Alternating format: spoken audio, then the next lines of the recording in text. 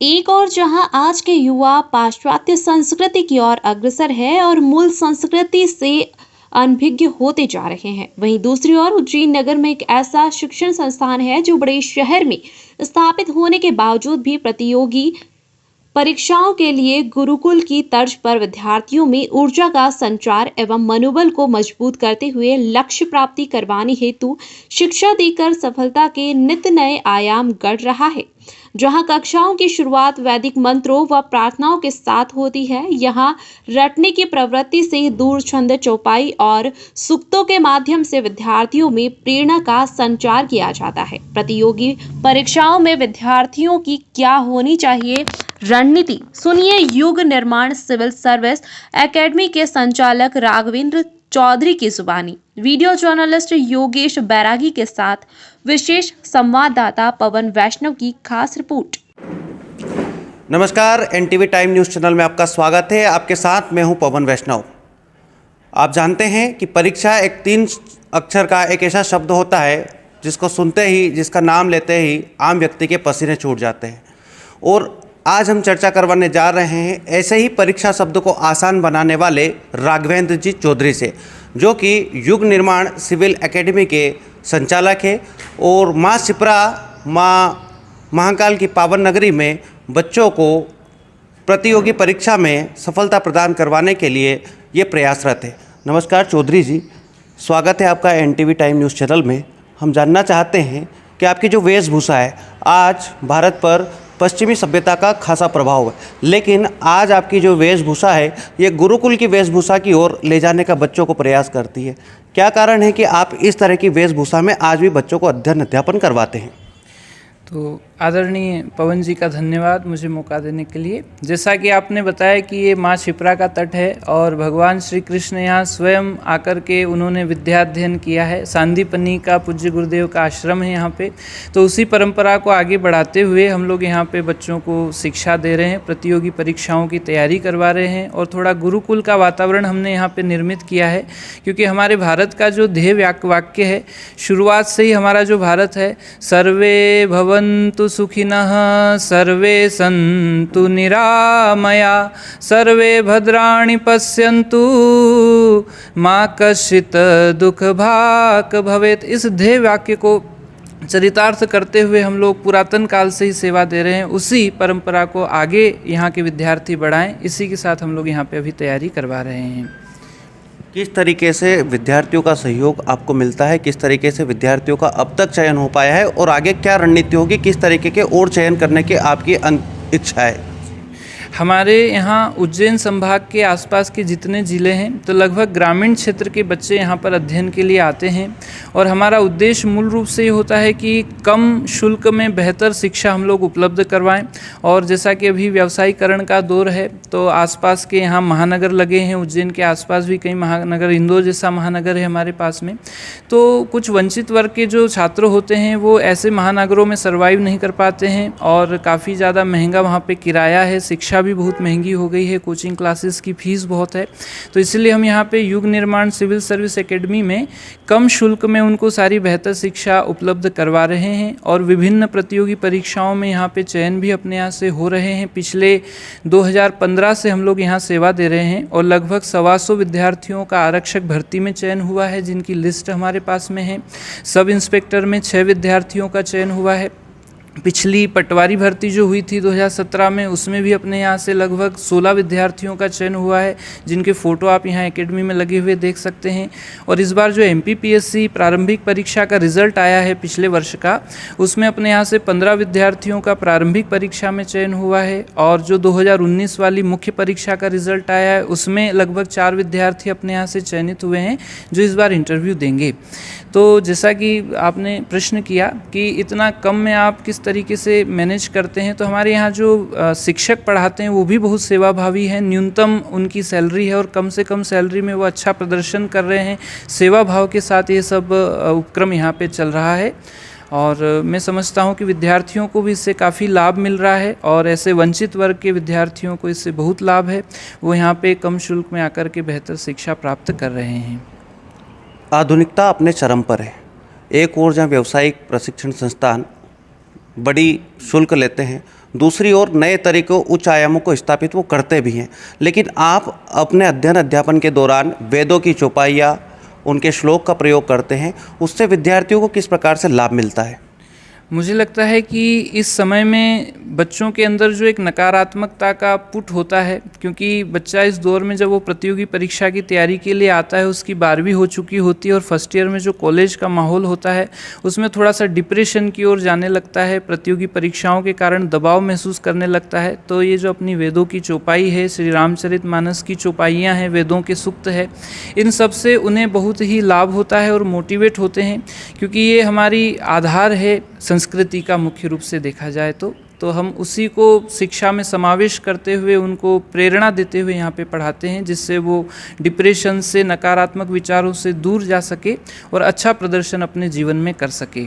जैसा कि आप बता रहे हैं कि बच्चों में तैयारी के दौरान डिप्रेशन होता है, तनाव होता है, आप चौपाइयों के माध्यम से तो तनाव दूर करने का प्रयास करते ही हैं, लेकिन प्रतियोगी परीक्षा और फिर सिविल सेवा एक ऐसा पड़ाव होता है जहाँ पे विद्यार्थियों को अधिक धैर्य रखने की आवश्यकता होती है। लेकिन इसी पड़ाव के दौरान कई विद्यार्थी आत्महत्या जैसे कुप्रयास कर लेते हैं।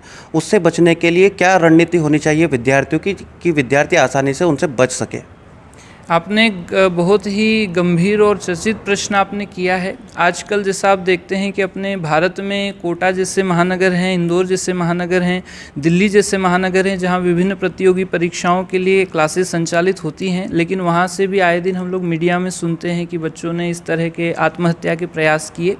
तो मुझे लगता है कि वो अपनी मूल ऊर्जा के स्रोत से दूर है। अपने ईश्वर ने सभी को कुछ न कुछ हमें एक अच्छा भीतर ऊर्जा देकर के इस धरती पर भेजा है और हम उस ऊर्जा के स्रोत से दूर हो गए हैं, इसीलिए इस तरह का नकारात्मक माहौल हमें महसूस होता है।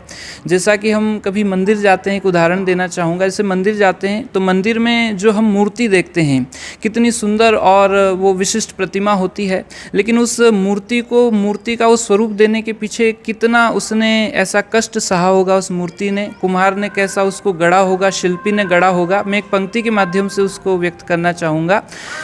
समर में घाव खाता है उसी का मान होता है, समर में घाव खाता है उसी का मान होता है, छिपा उस वेदना में ही अमर बलिदान होता है, सृजन में चोट खाता है जो छीनी और हथौड़ी की, सृजन में चोट खाता है जो छीनी और हथौड़ी की, वही पाषाण मंदिर में तभी भगवान होता है, वही पाषाण मंदिर में तभी भगवान होता है।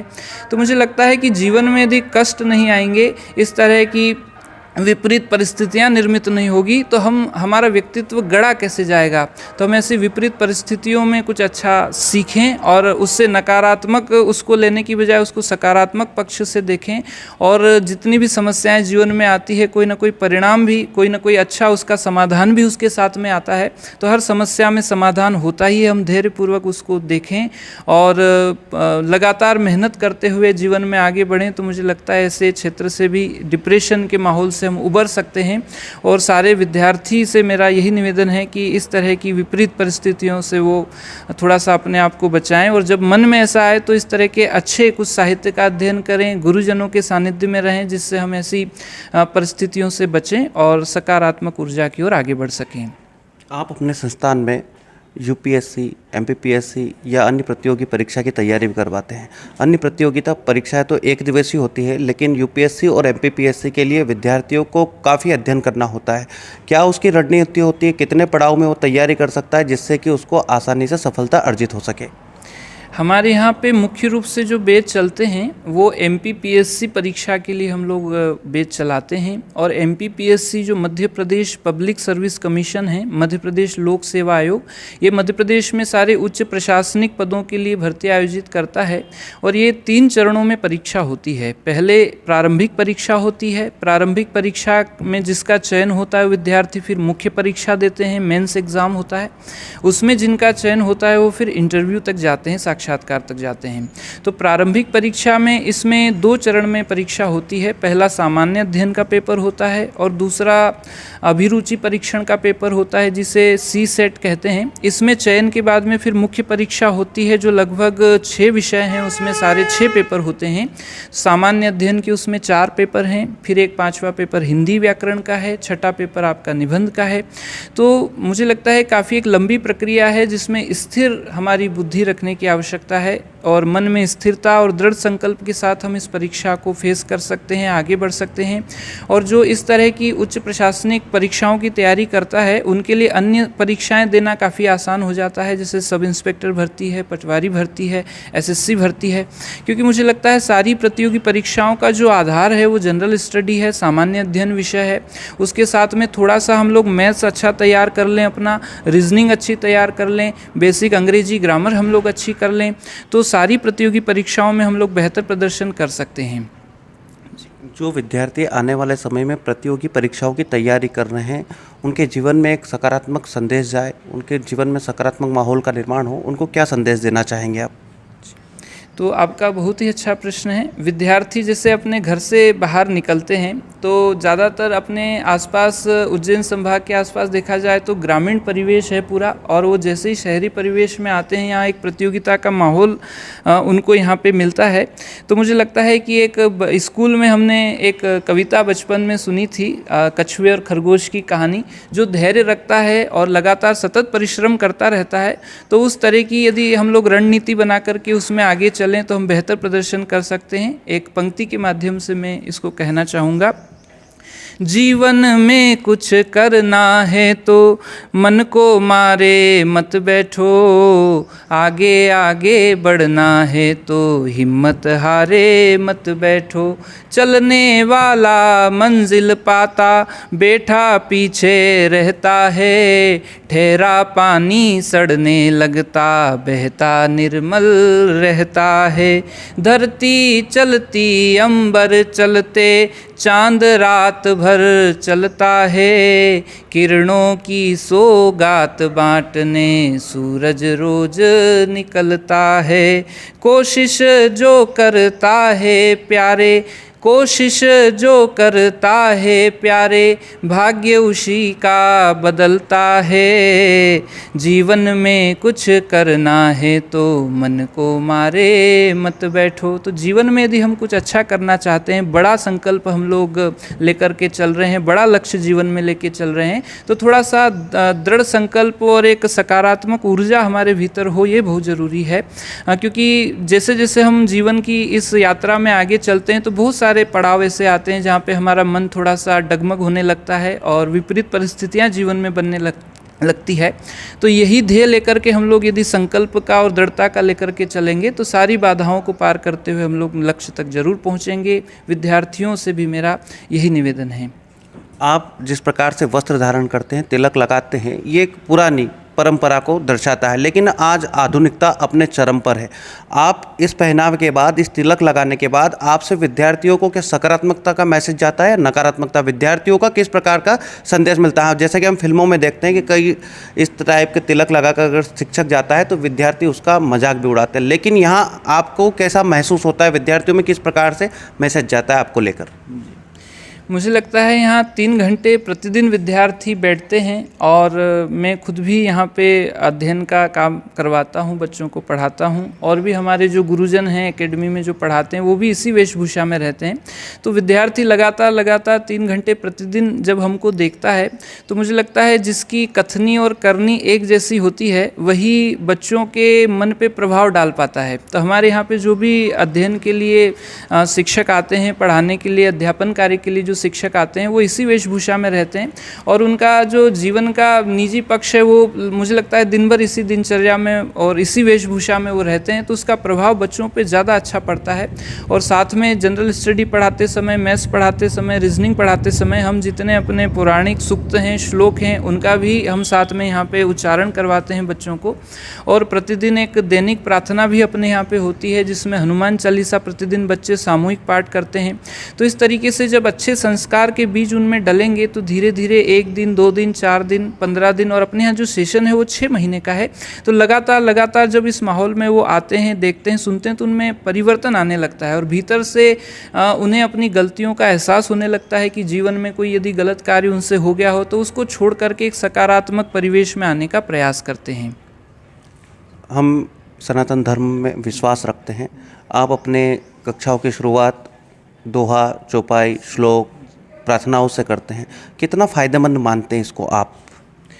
ये बहुत ही लाभकारी है क्योंकि ये हमारी गुरुकुल की मूल परंपरा है। हमारे यहाँ कहा गया है कि गुरुर ब्रह्मा गुरुर्विष्णु गुरुर्देवो महेश्वराय गुरुर साक्षात परब्रह्म तस्मै श्री गुरुवे नमः।